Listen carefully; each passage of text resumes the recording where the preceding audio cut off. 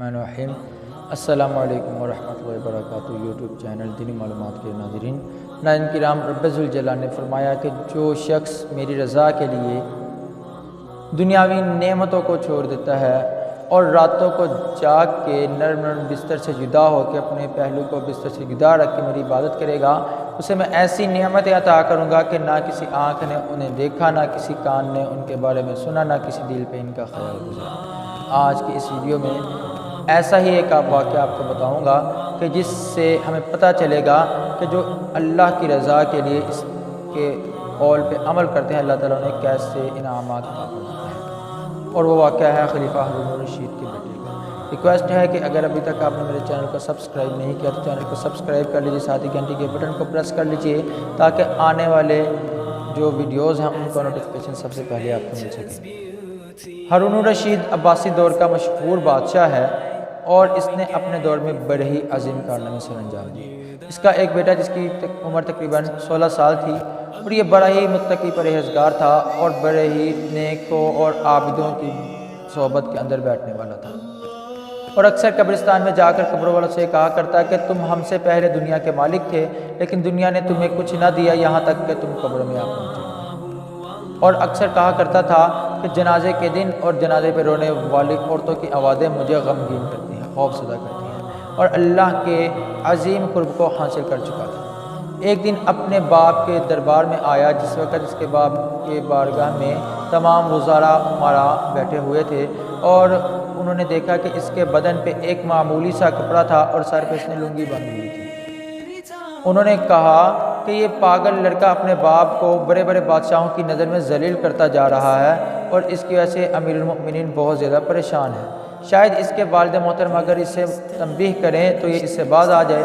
تو ہارون الرشید نے کہا کہ اے میرے بیٹا، تیری وجہ سے لوگوں کی نظروں میں ذلیل ہو چکا ہوں۔ تو بیٹے نے باپ کی بارگاہ میں تو کچھ نہ کہا، لیکن سامنے بیٹھے ایک پرندے سے کہا کہ تجھے اللہ کا واسطہ آ کے میرے بازو پہ بیٹھ جا۔ پرندہ اسی وقت اڑا کے اس کی بازو پہ بیٹھ گیا۔ پھر اس نے کہا کہ تجھے اسی قادر مطلق کا واسطہ جس نے تجھے پیدا کیا ہے واپس اپنے مقام پہ چلا جا۔ وہ جا کے اپنی جگہ پہ بیٹھ گیا۔ اب بیٹے نے کہا کہ والد محترم، آپ کی دنیا سے جو محبت ہے، دنیا کے مال و دولت عیش و آرام سے جو محبت ہے، اس کی وجہ سے میں رسوا ہو چکا ہوں، لہذا میں اب آپ سے جدائی چاہتا ہوں اور آپ کی اس سلطنت کو خیر آباد کہنا چاہتا ہوں۔ لہذا اس نے ایک قرآن پاک لیا اور لے کے بصرہ کی طرف روانہ ہو گیا۔ جاتے وقت اس کی والدہ نے ایک یاقوت کی قیمتی انگوٹھی اسے دے دی تاکہ بوقت ضرورت اسے بیچ کر استعمال میں لے آئے۔ بصرہ میں جا کے اس نے مٹی اور گارے کا کام شروع کر دیا۔ ہفتہ میں ایک دن شنبہ کے دن مزدوری کرتا اور مزدوری 1 درہم اور 1 وانق اس نے مقرر کی تھی، اور باقی 6 دن اللہ تعالیٰ کی یاد میں مگن ہو جاتا، خالق کائنات کی عبادت کرتا ہے۔ بصرہ کے ایک شخص ابو عامر کی ایک دن گھر کی دیوار گر گئی اور وہ بصرہ کے بازار میں معمر یعنی مزدور کو تلاش کرنے کے لیے آیا تاکہ وہ اس کی دیوار کو تعمیر کر دے۔ کسی کے بتانے پہ پتہ چلا کہ یہ لڑکا بھی یہی کام کرتا ہے۔ اس کی نہایت نورانی شکل تھی اور اس کے پاس ایک قرآن پاک تھا جس کی یہ تلاوت کر رہا تھا اور ایک زنبیل موجود تھی۔ اس نے آ کے کہا کہ اے بچے، مزدوری کرو گے؟ اس نے کہا جی مزدوری کے لیے ہی تو پیدا ہوئے ہیں، کیا خدمت لیں گے آپ مجھ سے؟ اس نے کہا کہ مٹی اور گارے کا کام کروانا ہے۔ اس نے کچھ شرائط طے کی کہ میں اوقات نماز میں کام نہیں کروں گا اور میری مزدوری 1 درہم اور 1 وانق ہوگی۔ اس نے کہا ٹھیک ہے۔ اس نے جا کے کام شروع کر دیا اور اس اکیلے نے 10 لوگوں کا کام جو ہے 1 دن میں مکمل کر دیا۔ ابو عامر اس معاملے کو دیکھ کر بڑا حیران ہوا اور رات کے وقت جب یہ کام کر کے فارغ ہوا اس نے اسے 2 درہم خوشی کے طور پہ دینا چاہے، لیکن لڑکے کا اللہ تعالیٰ پہ سب قدر توکل زیادہ تھا کہ اس نے صرف 1 درہم اور 1 وانق جو طے شدہ مزدوری تھی وہی لی، اس سے زیادہ لینے سے انکار کر دیا۔ دوسرے دن ابو عامر دوبارہ اسی کی تلاش میں نکلا، لیکن پتہ کرنے کو پتہ چلا کہ وہ ہفتے میں 1 دن مزدوری کرتا ہے۔ لہٰذا اس نے ہفتہ کام روک دیا، انتظار کیا۔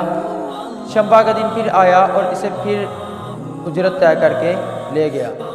جب لے گیا تو اب اس نے سوچا کہ آج میں اس چیز کو دیکھوں کہ یہ 10 بندوں کا کام اکیلا کیسے کر لیتا ہے۔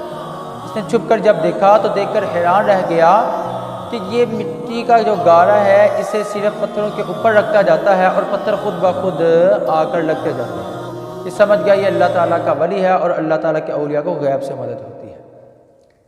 لہذا رات کو جب یہ فارغ ہوا تو اس نے خوشی میں 3 درہم دینا چاہے، لیکن اس نے پھر لینے سے انکار کر دیا کہ میں مقرر شدہ مزدوری لوں گا، اس سے زیادہ نہیں لوں گا۔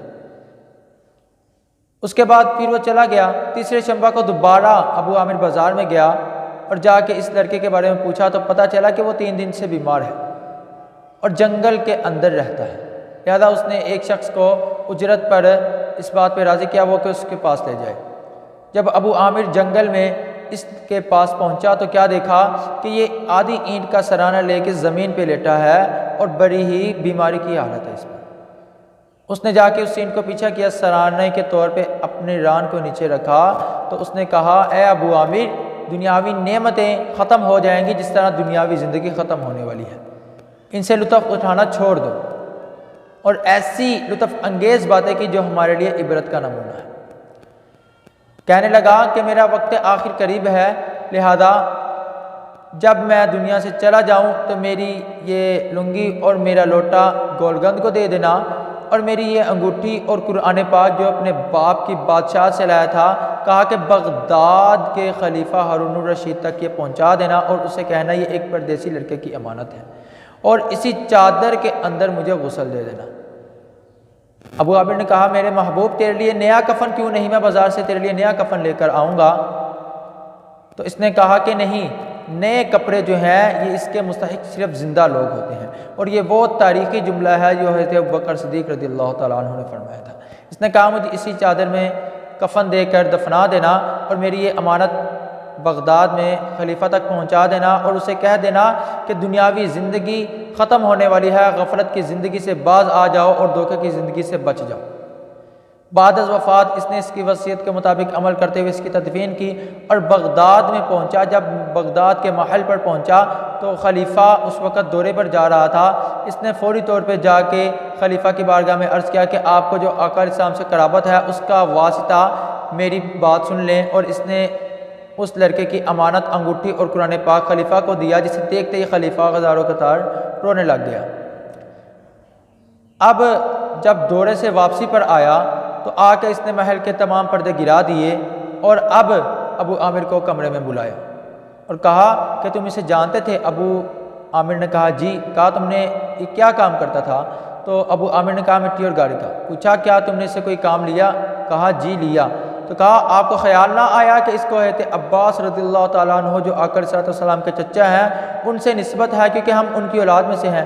تو ابو عامر نے معذرت کی اور کہا حضور مجھے اس بات کے بارے میں علم نہ تھا۔ اس کے بعد خلیفہ ہارون الرشید زارو قطار رویا اور اس کی قبر پہ گیا اور بڑے طریقے الفاظ کہے کہ اے میرے بیٹا، تو نے چھوٹی عمر میں موت کا ذائقہ چکھ لیا جسے تیرا باپ بڑھاپے میں آ کے چکھے گا، اور ہر انسان نے دنیا سے جانا ہے۔